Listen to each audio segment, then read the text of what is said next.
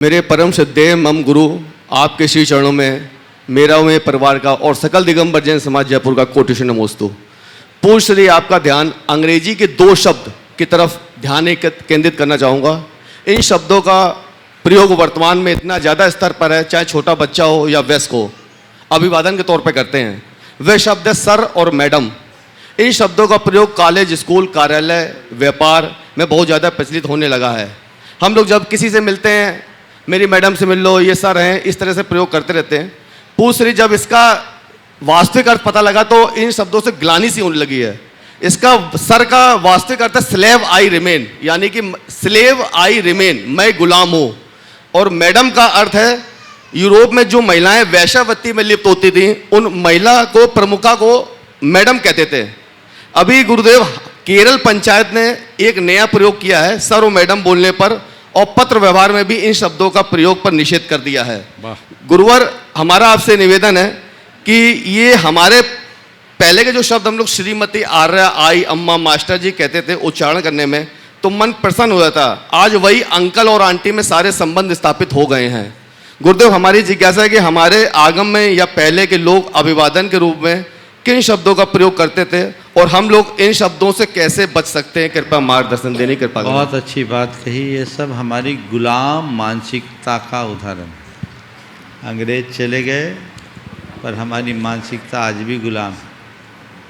लोग अंग्रेजी के इतने ज़्यादा आदी हो गए कि अर्थ को समझे बिना उसका प्रयोग करने लगे।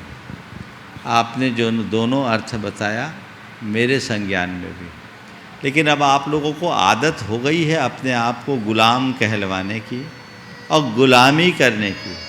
मैं तो ये कहूँगा, यदि तुम्हारे हृदय में खुद के प्रति थोड़ा भी आत्मसम्मान है तो किसी को सर कहने की जगह श्रीमान कहना सीखो।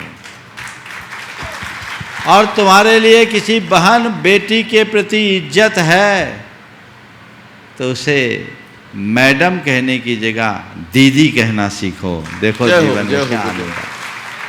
ये हमारी संस्कृति है। लेकिन आजकल तो लोग बहन जी शब्द का भी मजाक उड़ाने लगे।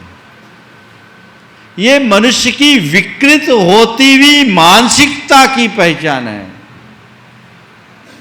और मैं तो आप सबसे कहूंगा कि यदि आपको कोई ऐसा संबोधन दे तो आप उसे स्वीकार ही मत करें, मना करे। भैया हमको सर मत कहो, हमको मैडम मत कहो। आपको कोई अंकल आंटी कहे तो भी कहो भैया अंकल आंटी मत कहो, हमको चाचा चाची कहो, दाऊ ताऊ कहो, दादा कहो, और कुछ कह दो। अंकल आंटी आप स्वीकार क्यों करते हैं? इस अंकल और आंटी ने हमारे सारे रिश्तों को एकदम समेट दिया है और इसने हमारी संवेदनाओं पर कुठाराघात किया। इससे परस्परता, प्रेम, आत्मीयता और बंधुत्व जैसे जो हमारे उदात्त मूल्य हैं वे सब छिन्न भिन्न हुए। इनसे बचिए। और अब तो मम्मी पापा भी या ममा हो गया और मॉम हो गया। हे भगवान, डैडी के जगह डैड हो गए, जीते जी मार दिए। अब मम्मी भी मृतक मंजूषा का नाम है जो मिस्र में पाया जाता है। पता नहीं कहाँ से है, मम्मी है ना वो, और मम्मी से मम्मी हो गई। क्यों? हमारे पास क्या शब्दों की कमी है? हमारे पास व्यक्ति को जो सम्मान देने के लिए शब्द हैं, मैं समझता हूँ दुनिया के किसी भी भाषा में नहीं है। महाशय है, महानुभव है, महोदय है, सम्माननीय है, माननीय है, श्रीमान है। बोलिए ना जो पसंद आए वो। क्यों ऐसा प्रयोग करते हैं?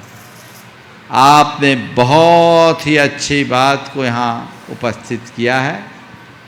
हमें अपनी भाषा का गर्व होना चाहिए, अपनी संस्कृति का गर्व होना चाहिए।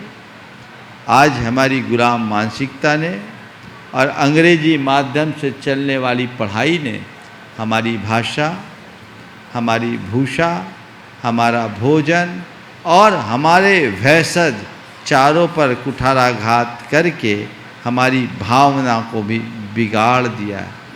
भाषा बदल गई, भूषा बदल गई,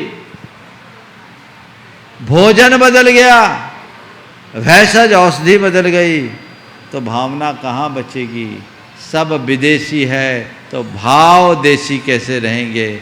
इसलिए व्यक्ति को अपनी भाषा का, अपनी संस्कृति का गर्व होना चाहिए। मुझे किसी भाषा से परहेज नहीं है, लेकिन ऐसा प्रयोग मत करो जो तुम्हारी ही हीनता घोषित करे। स्लैब आई रिमेन सर, क्या है? क्यों किसी को सर? मैडम, क्यों? ये इस तरह की अंग्रेज परिस्थिति ठीक नहीं।